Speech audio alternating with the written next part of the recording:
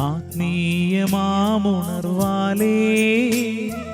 ദീപ്തമാക്കണേ.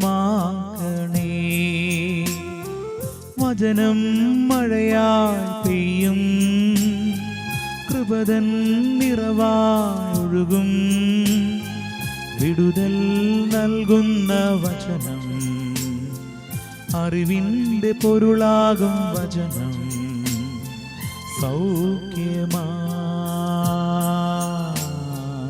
ജീവന. ആത്മീയ ഉണർവ്. പിതാവിൻ്റെയും പുത്രൻ്റെയും പരിശുദ്ധാത്മാവിൻ്റെയും നാമത്തിൽ. യേശുവിൽ സ്നേഹമുള്ള സഹോദരി സഹോദരന്മാരെ, ഈ ദിവസം നമ്മൾ ധ്യാനിക്കാൻ പോകുന്ന തിരുവചനം സാമുവേലിൻ്റെ പുസ്തകം 1 പുസ്തകം 15 അധ്യായം 22 തിരുവചനം. അനുസരണം ബലിയേക്കാൾ ശ്രേഷ്ഠം. ബൈബിളിൽ നമ്മൾ ഇപ്രകാരം വായിക്കുകയാണ്. സാമുവേൽ പ്രവാചകൻ പറഞ്ഞു, തൻ്റെ കൽപ്പന അനുസരിക്കുന്നതോ ദഹനബലികളും മറ്റ് ബലികളും അർപ്പിക്കുന്നതോ കർത്താവിന് പ്രീതികരം. അനുസരണം ബലിയേക്കാൾ ശ്രേഷ്ഠം, മുട്ടാടുകളുടെ മേധസ്സിനേക്കാൾ ഉത്കൃഷ്ടം. മാത്സര്യം മന്ത്രവാദം പോലെ പാപമാണ്, മർക്കടമുഷ്ടി വിഗ്രഹാരാധന പോലെയും. കർത്താവിൻ്റെ വചനം നീ തിരസ്കരിച്ചതിനാൽ അവിടുന്ന് രാജത്വത്തിൽ നിന്ന് നിന്നെയും തിരസ്കരിച്ചിരിക്കുന്നു. സാമുവേൽ പ്രവാചകനിലൂടെ ദൈവം സാവൂൾ എന്ന രാജാവിന് നൽകിയ താക്കീതാണ് ഈ തിരുവചനത്തിൽ നമ്മൾ കാണുക.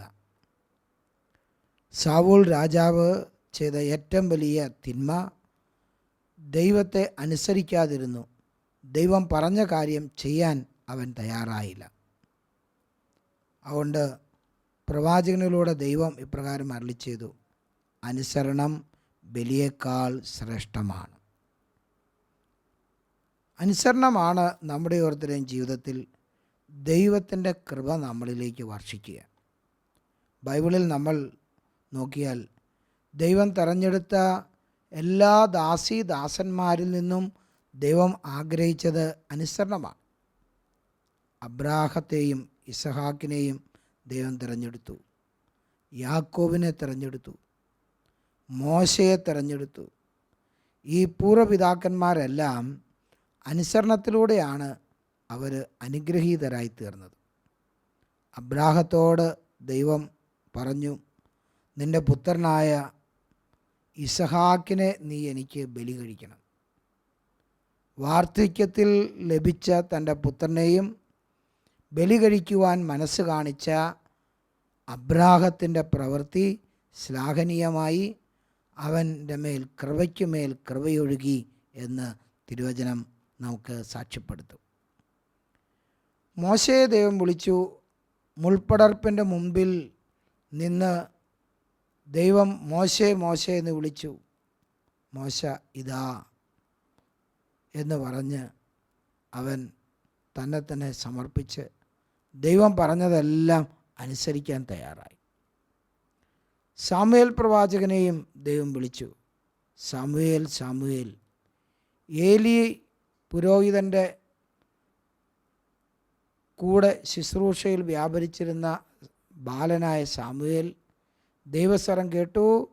ഇതാ നിൻ്റെ ദാസൻ ശ്രവിക്കുന്നെന്ന് പറഞ്ഞ് അനുസരണത്തിന് തയ്യാറായി സമർപ്പിച്ചു. അവന് ദൈവകൃപ ലഭിക്കാനായിട്ടിടയായി. ദൈവം തിരഞ്ഞെടുത്ത ദൈവത്തിൻ്റെ ഏറ്റവും പ്രധാനപ്പെട്ട ദാസി ആണ് പരിശുദ്ധ കന്യാമറിയം. പരിശുദ്ധ കന്യാമറിയത്തെയും ദൈവം ഗാബ്രിയേൽ ദൈവദൂതനിലൂടെ വിളിച്ചു. ഗാബ്രിയേൽ ദൈവദൂതൻ പറഞ്ഞു, പരിശുദ്ധാത്മാവ് നിൻ്റെ മേൽ വരും, അത്യുന്നതൻ്റെ ശക്തി നിൻ്റെ മേൽ ആവസിക്കും, ജനിക്കാൻ പോകുന്ന ശിശു പരിശുദ്ധൻ എന്ന് വിളിക്കപ്പെടും. മറിയം പറഞ്ഞു, ഇതാ കർത്താവിൻ്റെ ദാസി, നിൻ്റെ വചനം പോലെ എല്ലാം സംഭവിക്കട്ടെ. പരിപൂർണമായി അനുസരിക്കുന്ന ഒരു രംഗമാണ് എല്ലാ ദൈവ ശുശ്രൂഷകരിലും നമ്മൾ കണ്ടുമുട്ടുക. ആരൊക്കെ അനുസരണക്കേട് കാണിച്ചോ അവരെല്ലാം തിരസ്കരിക്കപ്പെടാനായിട്ടിടയായി. അനുസരണമാണ് ദൈവകൃപയുടെ അടിസ്ഥാനം. അനുസരണമില്ലാത്തടത്ത് ദൈവകൃപ നിലനിൽക്കുകയില്ല. ആകയാൽ പ്രിയപ്പെട്ടവരെ, അനുസരണമാണ് വളരെ പ്രധാനപ്പെട്ട ദൈവികമായ അഭിഷേകം നൽകുന്ന വിഷയമെന്ന് തിരിച്ചറിയുവാൻ ദൈവം ആഗ്രഹിക്കുന്നു. അഭിഷേകം നമ്മളിൽ പ്രവേശിക്കുന്നത് അനുസരണത്തിലൂടെയാണ്. പരിശുദ്ധാത്മാവ് നമ്മൾ പ്രവർത്തിച്ചു തുടങ്ങുന്നത് അനുസരണത്തിലൂടെയാണ്. എവിടെ അനുസരണം നഷ്ടപ്പെടുന്നുവോ അവിടെ പരിശുദ്ധാത്മാവിൻ്റെ കൃപയും നമുക്ക് നഷ്ടപ്പെടും. ദൈവത്തിൻ്റെ ദാസന്മാർ അനുസരിക്കുകയും ദൈവത്തിൻ്റെ ആത്മാവ് അവരിൽ പ്രവേശിക്കുകയും അവരെ വഴി നടത്തുകയും ചെയ്തു എന്ന് തിരുവചനത്തിലൂടെ നമുക്ക് മനസ്സിലാക്കാനായിട്ട് സാധിക്കും. പ്രിയപ്പെട്ട സഹോദരി സഹോദരന്മാരെ, പുതിയ നിയമത്തിലേക്ക് നാം വരുമ്പോൾ വിശുദ്ധ പൗലോസ് അപ്പോസ്തലൻ അനുസരണത്തെക്കുറിച്ച് നമ്മളെ പഠിപ്പിക്കുന്നത് ഇപ്രകാരമാണ്. റോമാലേഖനം 13-ാം അധ്യായം 1 മുതലുള്ള തിരുവചനത്തിൽ ഇപ്രകാരം വായിക്കുന്നു: ഓരോരുത്തരും മേലധികാരികൾക്ക് വിധേയരായിരിക്കട്ടെ. എന്തെന്നാൽ ദൈവത്തിൽ നിന്നല്ലാതെ അധികാരമില്ല. നിലവിലിരിക്കുന്ന അധികാരങ്ങൾ ദൈവത്താൽ സ്ഥാപിതമാണ്. തന്നിമിത്തം അധികാരത്തെ ധിക്കരിക്കുന്നവർ ദൈവിക സംവിധാനത്തെയാണ് ധിക്കരിക്കുന്നത്. ധിക്കരിക്കുന്നവൻ തങ്ങൾക്ക് തന്നെ ശിക്ഷാവിധി വരുത്തി വയ്ക്കും. ദൈവം അധികാരികളെ നിയോഗിച്ചു, അധികാരം നൽകി ഉയർത്തി. അവരിലൂടെ ദൈവം ആഗ്രഹിക്കുന്നത് അധീനരായിട്ടുള്ളവർ ദൈവത്തിൻ്റെ നിശ്ചയം അധികാരികളിലൂടെ കണ്ടെത്തുവാനും അധികാരികളിലൂടെ കണ്ടെത്തി അതനുസരിച്ച് പ്രവർത്തിക്കാനുമാണ്. മറിച്ച് അധികാരത്തെ ധിക്കരിക്കുന്നവൻ ദൈവിക സംവിധാനത്തെയാണ് ധിക്കരിക്കുന്നത് എന്ന് ദൈവം നമ്മളെ ഓരോരുത്തരെയും ഓർമ്മിപ്പിക്കുകയാണ്. ഓരോ അധികാരിയിലൂടെയും ദൈവനിശ്ചയം വെളിപ്പെടുന്നുണ്ട് എന്ന് ബൈബിൾ നമുക്ക് ഓരോരുത്തർക്കും സാക്ഷ്യം തരികയാണ്. ഇന്ന് അനേകം വ്യക്തികൾക്കുമുള്ള ഒരു പ്രധാനപ്പെട്ട പ്രശ്നം അനുസരണമാണ്. അധികാരികൾക്ക് കീഴ്പ്പെടാനുള്ള മനസ്സ് ഇല്ലായ്മയാണ് നമ്മുടെ ജീവിതത്തിലെ വളരെ പ്രധാനപ്പെട്ട ഒരു പ്രശ്നം. സുഭാഷിതങ്ങളുടെ പുസ്തകം 21-ാം അധ്യായം 1-ാം തിരുവചനത്തിൽ നമ്മൾ വായിക്കുന്നു: രാജാവിൻ്റെ ഹൃദയം കർത്താവ് നിയന്ത്രിക്കുന്ന അരുവിയാണ്, അവിടുന്ന് തനിക്കിഷ്ടമുള്ളിടത്തേക്ക് അതിനെ ഒഴുക്കിവിടുന്നു. പ്രിയ സഹോദര, പ്രിയ സഹോദരി, ഈ തിരുവചനം വളരെ പ്രധാനപ്പെട്ട ഒരു സത്യമാണ് നമുക്ക് വെളിപ്പെടുത്തുക. രാജാവിൻ്റെ ഹൃദയം ദൈവം നിയന്ത്രിക്കുന്ന അരുവിയാണ്. അതായത് ഒരു അധികാരിയുടെ ഹൃദയത്തെ നിയന്ത്രിക്കുന്നത് ദൈവമാണ്. അതുകൊണ്ട് അധികാരിയുടെ നാവിൽ ദൈവത്തിൻ്റെ നിശ്ചയം കുടികൊള്ളുന്നുണ്ട്, ദൈവത്തിൻ്റെ പദ്ധതി കുടികൊള്ളുന്നുണ്ട് എന്ന് നമ്മൾ ഓരോരുത്തരും മനസ്സിലാക്കുക. അതുകൊണ്ട് അധികാരിയെ അനുസരിക്കാൻ ആരും മടി കാണിക്കേണ്ടതില്ല. സുഭാഷിതം 16-ാം അധ്യായം 10-ാം തിരുവചനത്തിലും ഇതേ സത്യം തന്നെ കർത്താവ് ആവർത്തിച്ചു. രാജാവിൻ്റെ നാവിൽ ദൈവനിശ്ചയം കുടികൊള്ളുന്നു, വിധിക്കുമ്പോൾ അവന് തെറ്റുപറ്റുകയില്ല.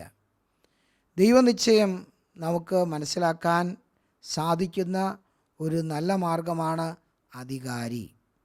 അധികാരിയിലൂടെ ദൈവഹിതം വെളിപ്പെട്ട് കിട്ടും. Praise the Lord. പ്രിയപ്പെട്ട സഹോദരങ്ങളെ, അനുസരണം മറ്റെല്ലാ ബലിയേക്കാൾ ശ്രേഷ്ഠമാണെന്ന് തിരുവചനം നമ്മളെ ഓർപ്പിക്കുകയാണ്. സാമുവേൽ പ്രവാചകനിലൂടെ സാവൂളിനോട് പറഞ്ഞു, നീ മുട്ടാടുകളുടെയോ കോലാടുകളുടെയോ മേധസ്സുകൾ അർപ്പിച്ചതുകൊണ്ട്, കാളകൾ അർപ്പിച്ചതുകൊണ്ട്, ദഹനബലി അർപ്പിച്ചതുകൊണ്ട് നിനക്കെന്നെ പ്രസാദിപ്പിക്കാനായിട്ട് സാധിക്കുകയില്ല. നിനക്ക് എന്നെ പ്രസാദിപ്പിക്കാൻ സാധിക്കുന്ന ഒരേ ഒരു കാര്യം അനുസരണമാണ്. അനുസരിക്കുമ്പോഴാണ് നിനക്ക് എന്നെ പ്രസാദിപ്പിക്കാനായിട്ട് സാധിക്കുക. പ്രിയപ്പെട്ടവരെ, എന്താണ് അനുസരണത്തിൻ്റെ പ്രത്യേകത? അനുസരണം എന്ന് പറഞ്ഞാൽ സ്വന്തം ഇഷ്ടം മാറ്റിവെച്ചിട്ട് ദൈവത്തിൻ്റെ ഇഷ്ടം സ്വീകരിക്കുക എന്നതാണ്. സ്വന്തം ഇഷ്ടം മാറ്റിവെച്ച് ദൈവഹിതം തേടുക എന്നതാണ്. അതിനേക്കാൾ വലിയൊരു ത്യാഗം ഈ ലോകത്തിലില്ല. അതുകൊണ്ടാണ് ഇതാണ് ഏറ്റവും വലിയ ബലി എന്ന് പറയാൻ കാരണം. എല്ലാ ബലിയും ഒരു ത്യാഗമാണ്, ഒരു ജീവത്യാഗമാണ്. ഒരു മൃഗത്തെ അതിൻ്റെ ജീവൻ നഷ്ടപ്പെടുത്തുന്നതാണ് ഒരു ബലി. ഞാനൊരു ബലിയാകുക എന്ന് പറഞ്ഞാൽ ഞാൻ എൻ്റെ പ്രാണൻ നഷ്ടപ്പെടുത്തുക എന്നാണ്. യേശു അപ്രകാരം സ്വന്തം പ്രാണൻ നഷ്ടപ്പെടുത്തിയാണ് യേശു ബലിയായി തീർന്നത്. അപ്പോൾ ബലി എന്ന് പറഞ്ഞാൽ അതിൽ പ്രാണൻ നഷ്ടപ്പെടുത്തുന്ന അംശമുണ്ട്, ഒരു നഷ്ടപ്പെടുത്തലുണ്ട്. അനുസരണം എന്ന് പറഞ്ഞ ബലിയിലെ നഷ്ടപ്പെടൽ സ്വന്തം ഇഷ്ടത്തെ നഷ്ടപ്പെടുത്തുക എന്നതാണ്. സ്വന്തം ഇഷ്ടത്തെ നഷ്ടപ്പെടുത്തുന്നതാണ് എല്ലാ പ്രാണത്യാഗത്തേക്കാൾ വലിയ ത്യാഗം എന്ന് തിരുവചനം നമ്മളെ ഓർപ്പിക്കുകയാണ്. ആകയാൽ പ്രിയ സഹോദര സഹോദരി, ഈ ത്യാഗമാണ് നമ്മൾ ഏറ്റെടുക്കേണ്ടത്. ഈ ത്യാഗമാണ് നമ്മൾ ഏറ്റെടുക്കേണ്ടത്.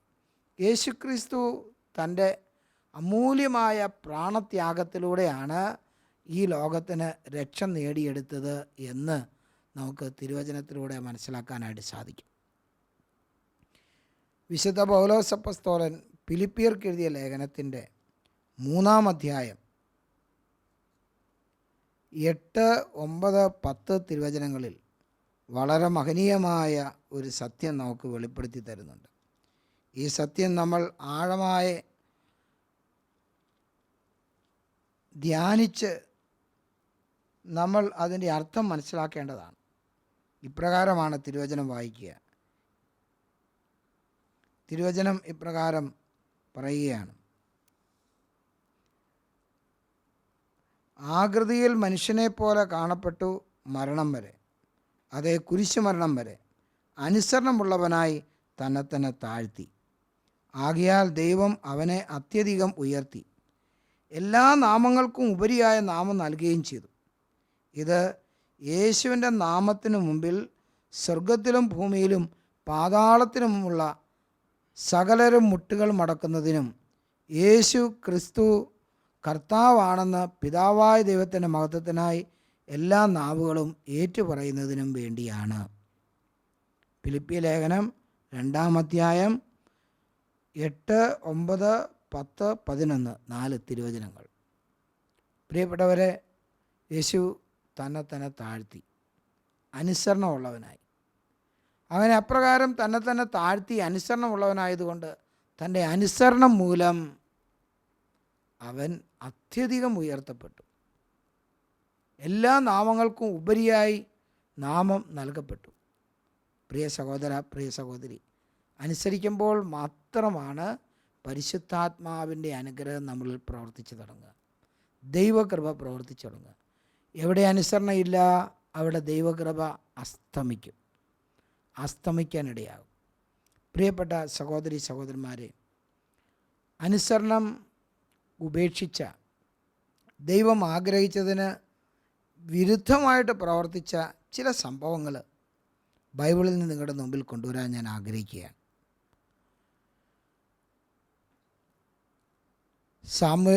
ന്യായാധിപന്മാരുടെ പുസ്തകത്തിൽ 13, 14, 15, 16 ഈ 4 അധ്യായങ്ങളിലായി സാംസൺ എന്ന പേരായ ഒരു ന്യായാധിപനെ പറ്റി വിവരിക്കുന്നുണ്ട്.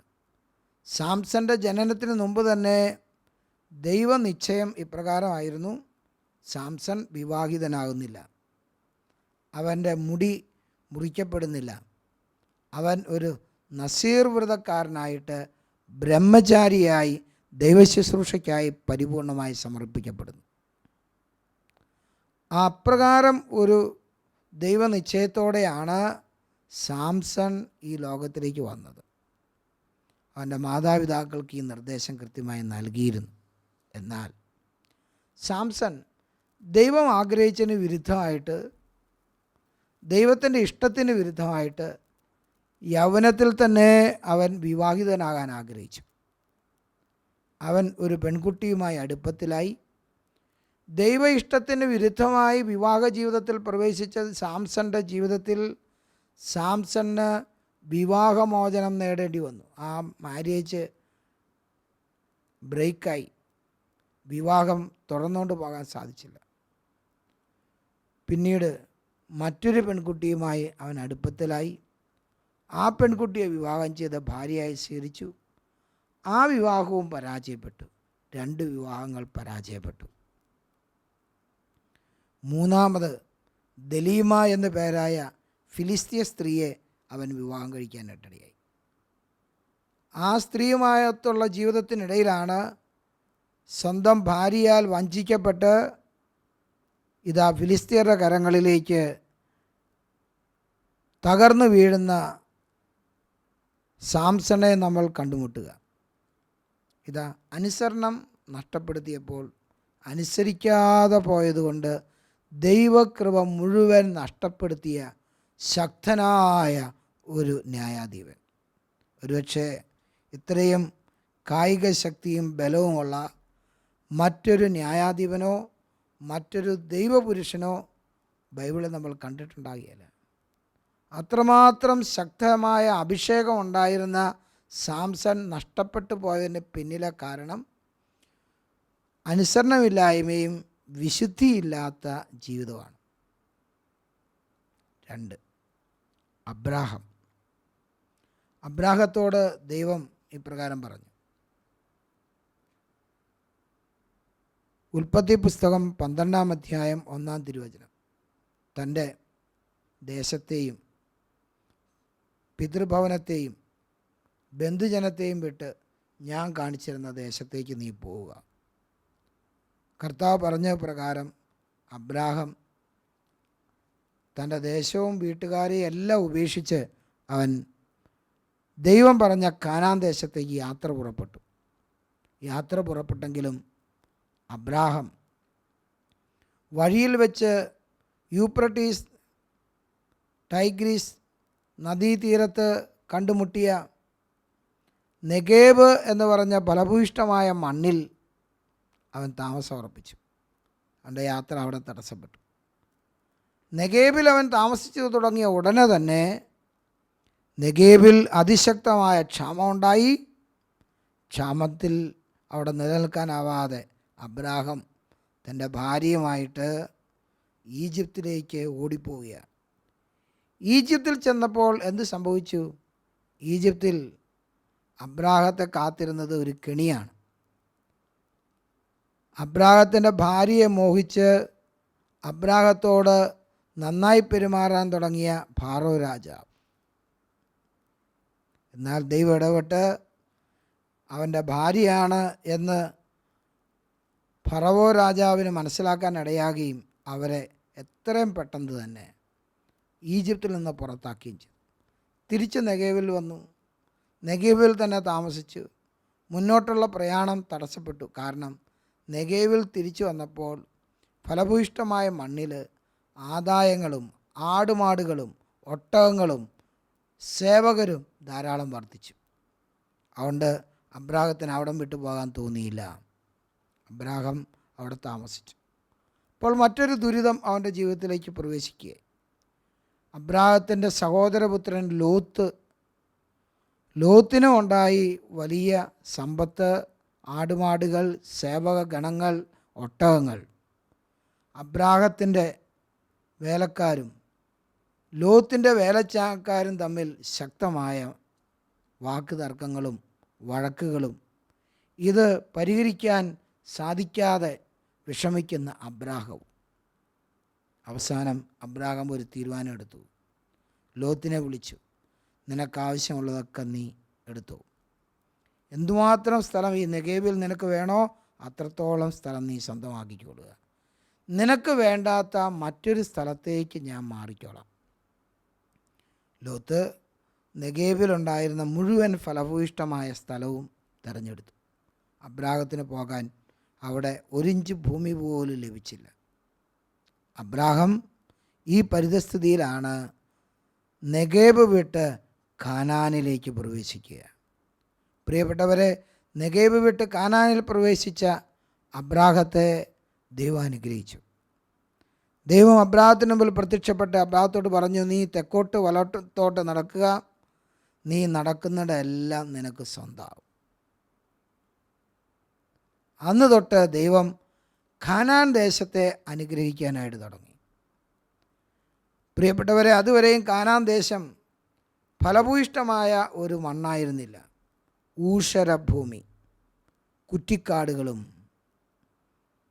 മൊട്ടക്കുന്നുകളും പാറക്കെട്ടുകളും അടങ്ങിയ ഒരു വരണ്ട പ്രദേശമായിരുന്നു കാനാൻ ദേശം. എന്നാൽ ഇന്ന് നമ്മൾ അറിയുന്ന കാനാൻ ദേശം അങ്ങനെയല്ല, തേനും പാലും ഒഴുകുന്ന കാനാൻ ദേശമാണ്.